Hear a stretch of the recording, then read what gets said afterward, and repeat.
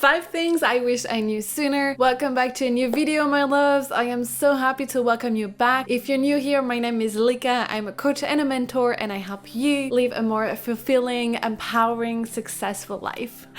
Let's jump right into today's topic. Before we do, I'm gonna ask you to click that subscribe button, leave a comment, like this video. The gesture is not line, but you get what I mean. It really helps and support the channel. And I love being present on YouTube. Actually, I've taken a break, a whole week without any other social media. It's just you and me on YouTube, and that's it. That's literally it. And the podcast. So if you want to listen to the podcast when you go on your beautiful walks, you can also do that. The links will be in the show notes. See? Show notes. I'm used to the podcast too.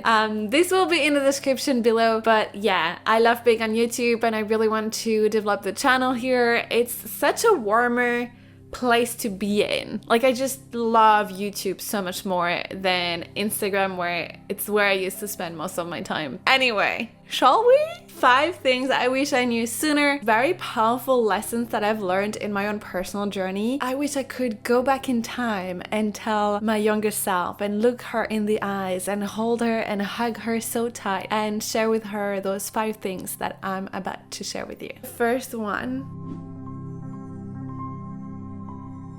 your vulnerability is your superpower.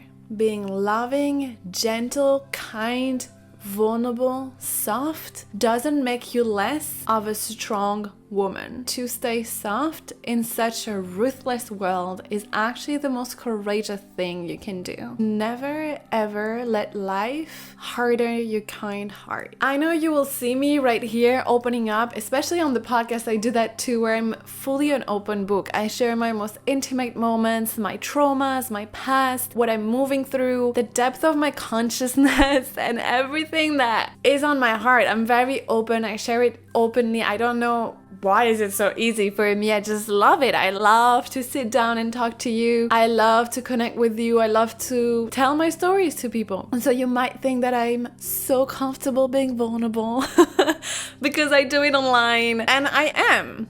I know that a lot of people and a lot of friends are always telling me, "Oh, Lika, you're so vulnerable. You're so in touch with your feelings. You talk about your things openly." And so they compare me to most people. And if you do compare me to most people in society, maybe I am more comfortable being more vulnerable. But if I compare me with myself and my younger self, I miss that time where I could just be fully in my vulnerability, opening up to people. And that's why this is the one thing I wish I knew sooner. It is your superpower. It is what connects you to people. It is what helps you to connect with people in such a profound way, in a majestic way, in a way that you create bonds that are so beautiful and can teach you so much about life. Yeah. You know, a funny story. When I was younger, I did a business school. When you enter your second year, in the summer between the first and the second year, you can become part of the admission crew. Basically, you welcome potential future student for the school. You make a super cool day for them. I mean, you have different parts, but I was animation, obviously, so I was part of making a city tour and making activities and games and just being there talking to people. Gosh, I miss that time.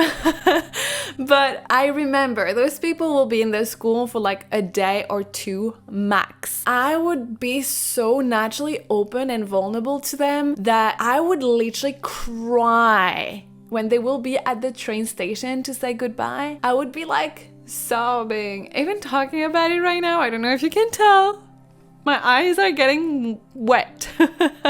Like, I don't know, because it was so natural for me to be living in the world in this way. And then life happened, a lot of traumas later, a lot of trying to find myself and experiencing falling in and out of love and many other things. And I feel like I've hardened and built those walls around my heart and around my vulnerability. And that's why I need to remember those 5 lessons, you guys. Is also for me to remember. It's not something that I just master, it's an ongoing process. So first one is that your vulnerability is your superpower. Second one, not everybody is gonna like you, and that's okay. That is a hard one for me, I'm not gonna lie. But again, talking to my younger self, I would say to her, you were never meant to please everyone. It is impossible anyway. So don't waste your time trying to be liked by everybody else, but instead focus that energy on liking yourself. Liking yourself so much that none of this matters. That whoever likes you or doesn't even touch you because you're liking yourself. You don't need someone else to like you. And trust that the right people will love you and choose to be part of your life. And for the rest, just be yourself. No matter what you do, my loves, you cannot be liked by everyone. Just like you cannot like everyone either. Think about it. I'm sure you can name a few people you don't like. And that's okay. I know for myself, again, that goes back to that softness in my heart, that desire to connect with other human beings, and this profound desire to be loved, to be part of something, to belong. I think it's very natural to have that, and we shouldn't blame it or shame it. It is hard to integrate that, knowing that you're not supposed to be liked by everyone, and to just start living your life for you. Put yourself at the forefront of your life. Other people don't really matter if they don't like you or not. The right people will be part of your life. I just need to say it comfortably for this one, because I was not so comfortable. Am I comfortable right now? Let me just find a way. Oh, I'm leaning on the Buddha. Well, that's a mess. This video is a mess. Okay. Okay, we're gonna do that. And I'm gonna bring you guys closer as well. Oh, yeah. Ooh, yeah. Can you see me? I can see you, but I can't. All right, so let's go back on track. Third one.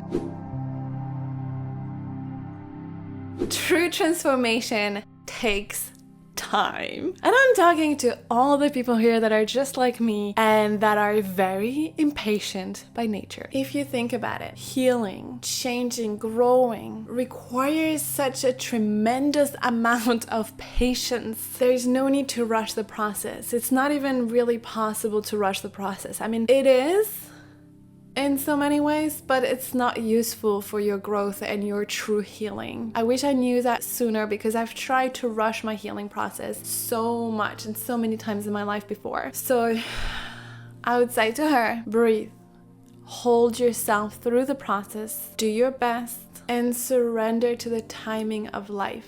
You can only speed up the process to a certain extent, which means that when you sign up for a healing program, or you decide to work with a therapist or a coach or a mentor, or that you go in a healing ceremony, you go to a massage or anything, you do anything, you proactively decide to heal and to grow and to transform, like that is speeding up the process. Especially if you work with a mentor and a coach, like that can change. I mean, that was my experience. Like, it really propelled me and collapsed time. So crazy. But other things cannot be rushed. For example, healing from very traumatic events, something that happened to your body and to yourself and to your soul. You just cannot do anything to go faster. Only time can heal, and it's about patience. And I know, my love, that patience is really hard. I mean, at least for me, I struggle with this so much. Fourth, not everyone deserves your energy. Yes, I'm pausing here. And I'm looking you in the eyes because you need to understand that, babe. I'm telling you, younger self, not everyone deserves your energy. You need to practice discernment and realize that access to you is fucking precious. You're a gem. You've worked on yourself so much. You have a kind heart. You're doing your best. So not everyone deserves to be around that. Not everyone deserves your presence and your love. So be cautious with who you surround yourself with. Choose wisely your inner circle. Your presence, your energy, your love, your heart aren't a cheap commodity. So make sure you know that and you let it be known as well. Because people will treat you the way you treat yourself. And you need to prioritize yourself and realize your own value. I know sometimes you doubt yourself. I know sometimes you lack self-esteem. I know sometimes you're not confident. I know that, babe. But also, the very fact that you're watching this video or the very fact that you read all those books or want to be a better person shows how precious you are. Your energy is precious. Your presence is precious. You as a person is extremely precious. If people around you are not treating you with kindness, with love, with the deepest reverence for being in your presence, thank you next. Thank you next. Remember that you are the average of the 5 people you spend the most time with. This is one of my favorite quotes since the age of 14 years old or something, because it is true. And your inner circle is the people that are going to support you in the hardest challenges of your life. They're the people that will support you and celebrate you in the most joyful events of your life. So again, choose wisely and use your discernment. I was bending so much because I wanted to warn you, because this is important. I think it's something that I've personally just struggled a lot during my life, is allowing, craving connection so much. I allowed so many people that didn't have the best intentions, not because they were necessarily super mean to me, but they were just not the kind of people that I really want to surround myself with. A little trick that I have right now, I think with age and my deep desire to become a mother, I take decisions from a different place now. And a trick is, if I don't want this person around my kids, my imaginary kids for the moment, but still my kids, I am not giving my energy, because somehow it's easier. That says a lot, right? But somehow it's easier to have this protective energy towards a child that cannot really make decisions on their own yet, and to have this mama bear for a little tiny imaginary thing outside of me. But that's how I ultimately want to treat myself and treat my inner child, treat my kind heart, is that having that mama bear energy of just away. No, thank you. And last but not least, nothing is worth compromising your truth and or / your peace. Nothing.